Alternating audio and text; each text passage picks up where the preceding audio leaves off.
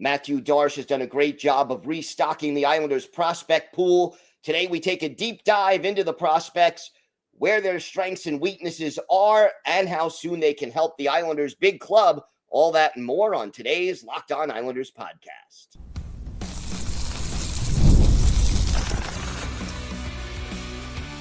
You're Locked On Islanders, your daily podcast on the New York Islanders.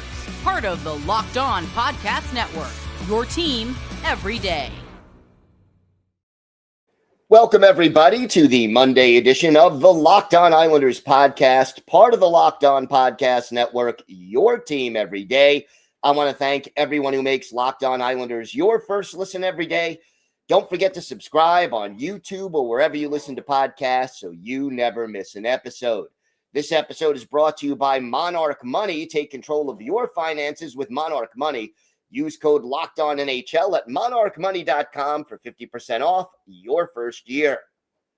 I'm Gil Martin. I've been covering the New York Islanders for almost 2 decades, and I wrote the book Ice Wars on the history of the Islanders' rivalry with the Rangers from 1972 to the modern era. So glad you could join us today to talk a little Islanders hockey.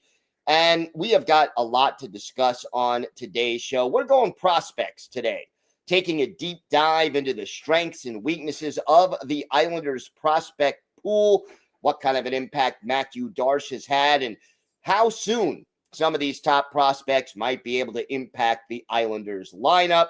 We'll also talk about the areas of need that the organization has right now in their prospect pool.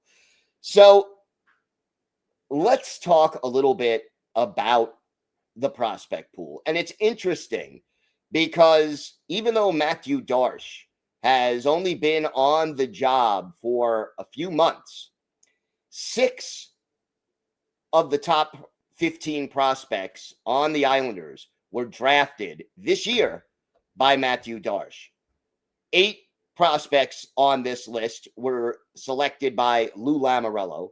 And incidentally, out of the 6 that Darche selected, many of them, and we'll go over the list, are at the high end of the list of prospect pools who could help the New York Islanders. And then there's one player in the top 15 who was acquired in a trade, and that trade was done by Lou Lamoriello, of course. That is Cal Ritchie, who was acquired as part of the Brock Nelson deal. And, you know, the thing about the prospect pool now is that all of a sudden, after having one of the lowest ranked prospect pipelines in the NHL, according to almost every expert, the Islanders are moving up the charts. And look, obviously, when you trade away 4 straight first-round picks, like Lou Lamoriello did, you're not going to rank as high in the prospect pool as you previously, or you otherwise would. And Matthew Darche did kind of the exact opposite. He ended up trading away Noah Dobson and acquiring 2 first-round picks in this year's draft. So the Islanders had 3 picks in the first round this year, and then Darche will get to make, barring another move, 2 picks in the first round in the 2026 draft because when Brock Nelson forced Lou Lamoriello to trade him, Lou was able to acquire another pick. And credit to Lou for making that trade when he absolutely was forced to do so. He got a good return despite that. And I give credit where credit is due. But, I mean, obviously right now, the number 1 prospect on the Islanders is Matthew Schaefer, first overall pick in this year's draft, and a guy who has a pretty good shot of making the Islanders opening day roster. How long he'll stay with the team remains to be seen, but there are, obviously, as the number 1 overall pick, he is regarded as the player with the most likely the ability to most likely reach his ceiling, and it's a high ceiling, obviously.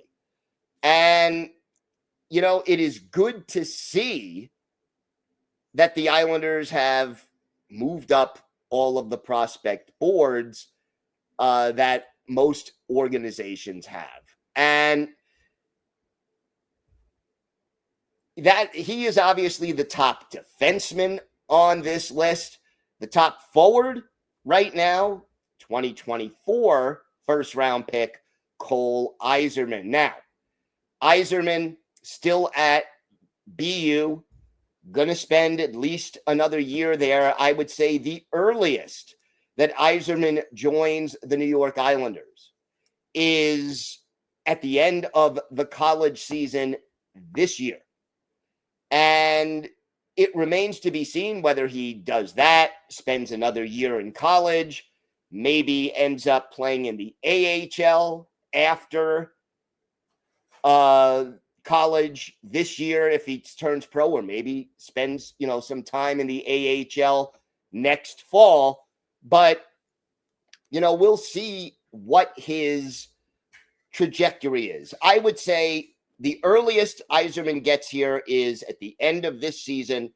And at most, he'll need one more year, I think, of seasoning after this year. So that he could probably join the Islanders, assuming he stays healthy and continues to build on his 25-goal freshman season. He'll join the Islanders sometime between the end of this season and the beginning of the 2026-2027 season. And, if Schaefer is the potential top pair defenseman who can give you major minutes, play on the power play, kill penalties, Eiserman is the goal scorer. He is by far the top sniper on the Islanders prospect list. And the Islanders, let's face it, as an organization, have not had a bona fide sniper. And in my mind, a sniper is a guy with realistic 40-goal potential. A sniper is a guy who other teams have to respect every time he's out there on the ice because he's such a dangerous goal scorer. The last one the Islanders had was probably Ziggy Palffy. Yeah, there have been some other guys who can put the puck in the net. I know Jason Blake had one 40-goal season. Certainly the Islanders have had players who can score. I mean, Bo Horvat has done the 30-goal thing, but to get a real sniper, it's been a long time, and Eiserman at least gives the Islanders that kind of potential. And Eiserman plays the left wing, so he is the top left wing prospect. The top right wing prospect, another one of the first round picks in this year's draft, is Victor Eklund. And Eklund's going to be playing overseas this year. Won't be with the Islanders until, maybe prospect camp next summer, maybe in training camp next year, probably 2 years away this year and next year, whether it's in Sweden or for both years, a year in Sweden and a year in Bridgeport. Whatever the case may be, Eklund is kind of probably 2 years away from coming to the New York Islanders. And he is, the kind of guy who probably fits in to the middle six, a second line kind of a guy who can put the puck in the net, but, it's his work ethic. It's his hockey IQ. The comparison that a lot of scouts made is to Seth Jarvis of the Carolina Hurricanes. And he's one of those guys who probably, he skates really well. He's got a good shot, not like the Eiserman shot that everybody fears, but a kind of sneaky, good shot. And, I think he can be down the road the kind of player who will give you, 25 goals, 60 plus, 60, 65 points, and be one of those guys who opposing players just do not like to face. And, how much more, what else can you ask for, really? I think, again, you've got a left wing sniper, a right wing second line caliber player, and then, fourth on the list, center Cal Ritchie, who, as I mentioned earlier, was acquired in the Brock Nelson trade. And every Dayers know, I believe the Islanders have to make room for Cal Ritchie at some point this season. In my mind, the sooner the better. I don't mind him starting the season in Bridgeport, but I would like him up with the big club, assuming he plays up to expectations. I would like to see him on the big club by the All-Star break or the Olympic break, really, at the latest. And, there are veterans on this team. Mostly I spotlight J.G. Pageau, who will likely be traded before the trade deadline or at the trade deadline. Cal Ritchie probably fits in as soon as that deal happens, maybe sooner, depending on position switches. But it'll be interesting to see how quickly Cal Ritchie emerges. In my mind, he is ultimately a second-line center. Probably could start on the third line this year when he makes the club. And then as he gets more comfortable with the speed and skill of the NHL game, move up to that second line in a year, 2 years most, maybe even sooner.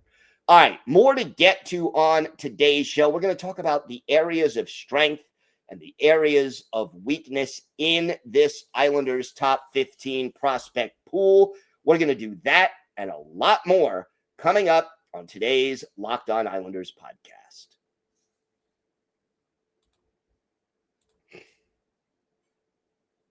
Today's episode is brought to you by your friends at Monarch Money. Most people can't name all their financial accounts or even what they're worth, whether it's 401ks, properties, or investments. And when you don't have the full picture, you can end up leaving money on the table.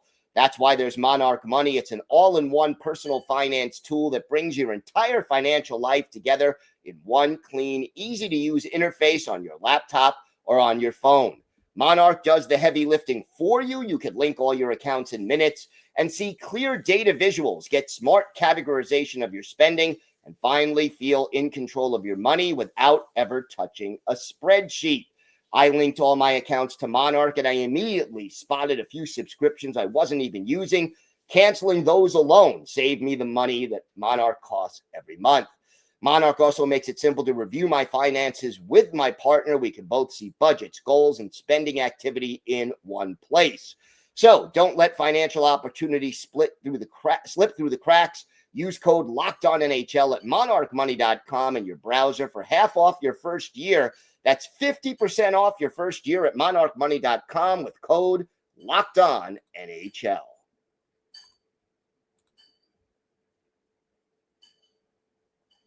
So if we break down the Islanders' top 15 prospects right now, you've got some areas that are clearly strengths and some areas that are lacking. I would say left wing right now would have to be one of the strengths. I wouldn't call it the top strength, but you've got Cole Eiserman, who is second in the pool. You got Quinn Finley, who came in 8th, and then deeper in the depth chart. And, a guy who is a little bit less proven, but very intriguing at this early point in his career. Coming in at number 14, you've got Tomasz Politin. And, here's a guy who was drafted this year. 6'1", 205, a power forward. They take a little longer, but you've got Eiserman, the sniper, you've got Finley, and then you've got Politan. That's three guys. Eiserman probably the closest, Finley not far behind.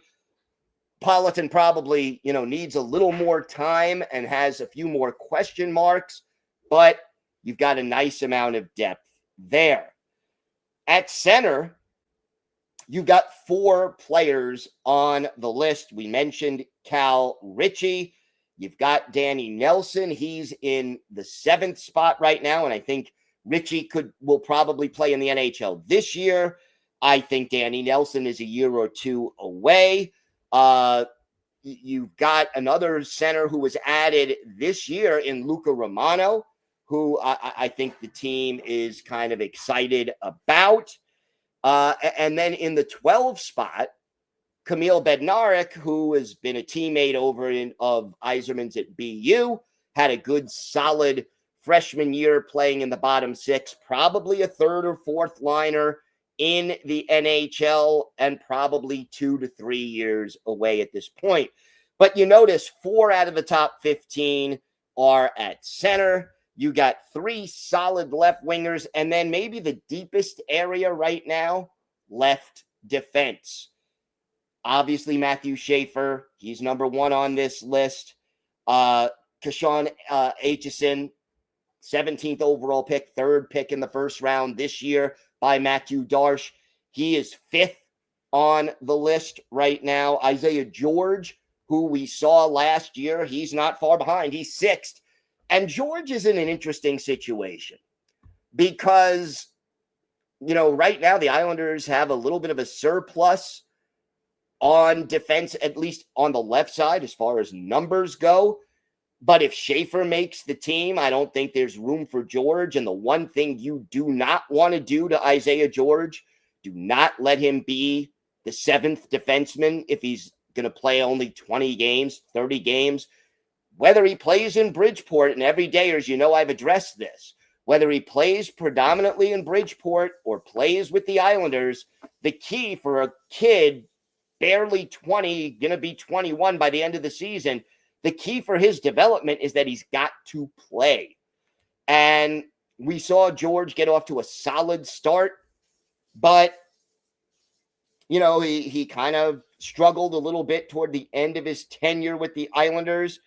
And I like the kid. He's probably a 3rd pair, steady 3rd pair kind of a guy ultimately, but I think he could be there for quite some time. He could, be an Islander for many years to come. And then the last left defenseman on the list is Jesse Pulkkinen, who's 15th. And, he's in Bridgeport, big guy, 6'6", and, had 1 assist in 10 games at Bridgeport late in the season. How he responds to the new coaching staff and how comfortable he is in North America, probably going to determine his ceiling. Skating still is something he needs to work on, although he has shown some progress in that area. I'd say he's 2 years away minimum at this point, but you've got a deep pool at left defense. You've got a pretty deep pool at center, and you've got a deep pool and a solid pool at left wing. Those right now are your 3 strongest areas in the prospect pool. And again, these are also areas where, you've got some of your top prospects. Schaefer, your number 1 at left defense. You've got your number 5 and 6 prospects at left defense. You got Cole Eiserman at left wing. He's your number 2 prospect. And then you've got Quinn Finley, who is 8th.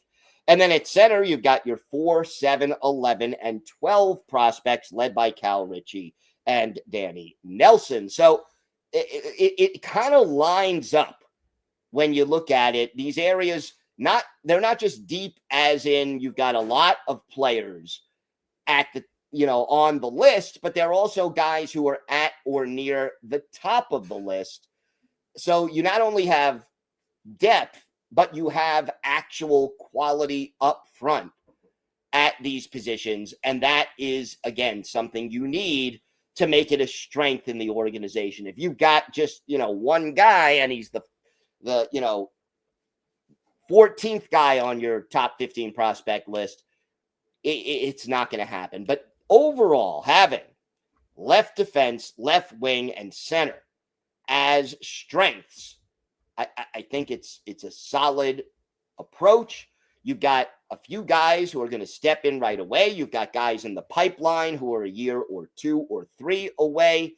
But as compared to a year ago, or let's say 14 months ago, before the 2024 NHL draft, you've got so much more talent and depth in this organization.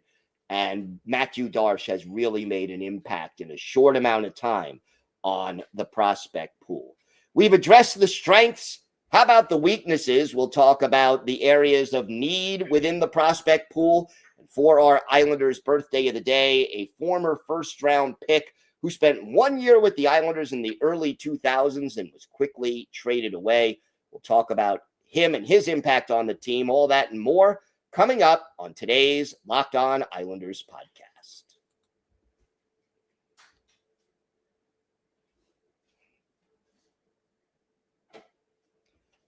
So the weaknesses, and there are weaknesses, and again, when you had a prospect pool as bare as the Islanders had before the 2024 draft, it's going to take time to get the prospect pool back. They were dead last before the 2024 draft, moved up to 27th after the 2024 draft. They're probably in the middle of the pack, maybe even a little above the middle of the pack right now.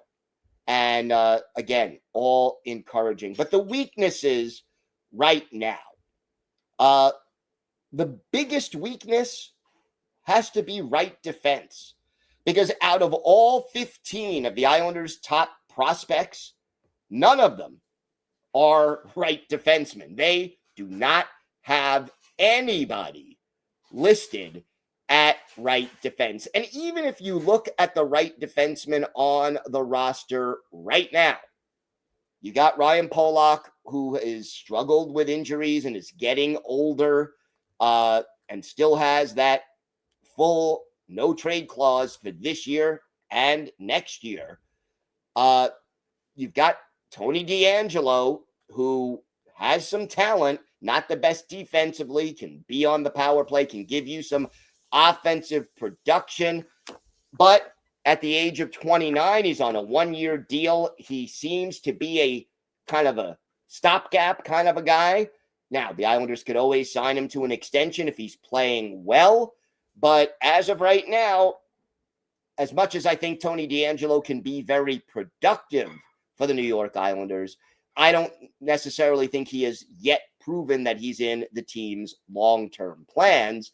You got Scott Mayfield, who still has 5 years left on his contract.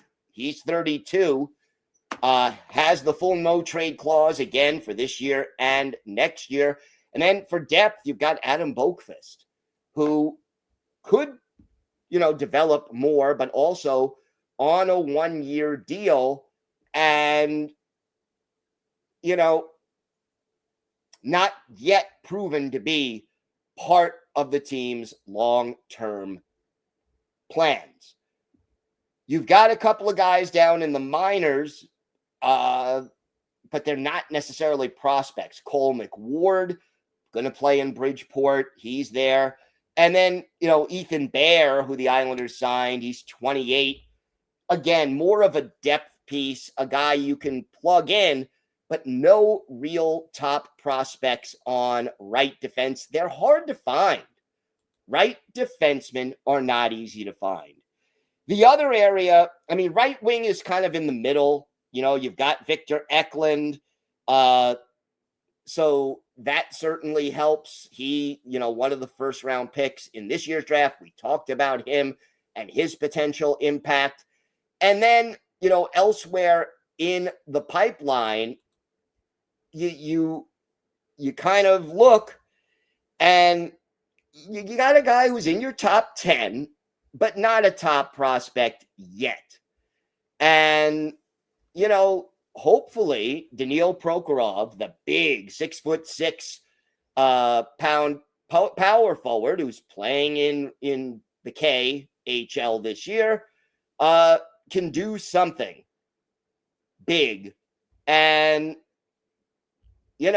hopefully, eventually, he can be one of those physical third line kind of a winger who can contribute. So right defense is clearly a need. Right wing is kind of in the middle, but then there's goaltending. And they've got two goalies on the list, neither of them particularly high. You've got Dmitry Gamzin playing in the KHL. He is 13th on this list. Again, showed some signs, played well at times, but didn't even attend development camp. And then at 10th, you have Marcus Gidloff, who, taken in 2024, but is the top goaltending prospect right now. Now, he played very, very well in juniors in Sweden, but also, has to put up better numbers going forward. He'll need some more development time. And, goalies are tougher to figure out, but do the Islanders have a bona fide guy ready to step in and start? No. That's why they signed David Rittich. He's a depth guy. The good news is, Ilya Sorokin, he's 30. He's under contract for a long time. You're probably just looking for backup help. That's why I'm not overly concerned as long as Sorokin plays healthy and plays well. And as long as the Islanders can either acquire, or bring up eventually a quality backup, I think they'll be okay in goal. But goalie, not one of the higher prospect pool areas right now for the New York Islanders. And again, as I said, it's not easy to judge goalies at the age of 17, 18. They take longer than maybe any other position to develop into NHLers. Time now for our Islanders birthday of the day. Tuesday will be the 44th birthday of former Islanders winger Taylor Pyatt, the Thunder Bay, Ontario native, first-round pick of the Islanders, 8th overall in the 1999 NHL entry draft, had a 40-goal, 89-point season his last year in juniors with the Sudbury Wolves. Only played 1 year with the Islanders. 6'4", 230. Those are power forward proportions. He had 4 goals and 18 points in 78 games, and then was traded to the Buffalo Sabres, where he spent a few years, later played for Vancouver, played for the Coyotes, the Rangers, and the Penguins before ending his career in Switzerland in 2014-2015. Pyatt played 859 games, scored 140 goals, 280 points, 430 penalty minutes, had 10 goals and 24 points in 69 playoff games. Pyatt, one of those guys that maybe the Islanders gave up on a little too soon. One of his better games with the Islanders. How about December 19th, 2000 Islanders hosting the Carolina Hurricanes at the Nassau Coliseum? Arturs Irbe in goal for Carolina. John Van Beesbrook, the goalie for the Islanders. And in this game, it's tied 1-1 in the third period when our Islanders' birthday of the day, Taylor Pyatt, scores his third goal of the year. Bill McCult and Gary Galley get the assist. That was all the Islanders needed. They win the game 2-1. Van Beesbrook with 20 saves.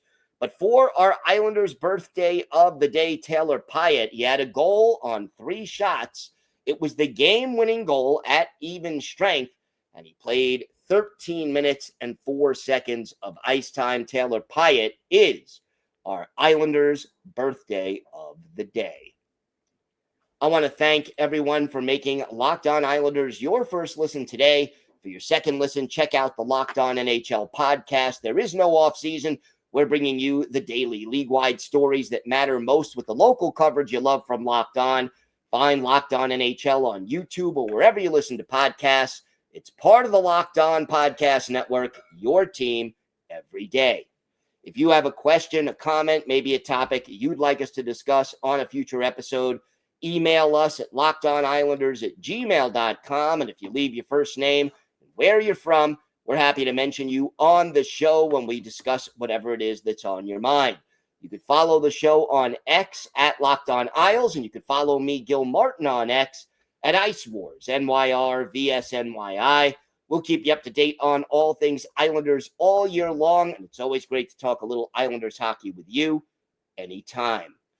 Everydayers, we will be back on Wednesday with a new episode featuring the latest Islanders news, notes, and happenings, so make sure you join us for that. Until then, have a great day, everybody. Stay safe, and of course, let's go Islanders.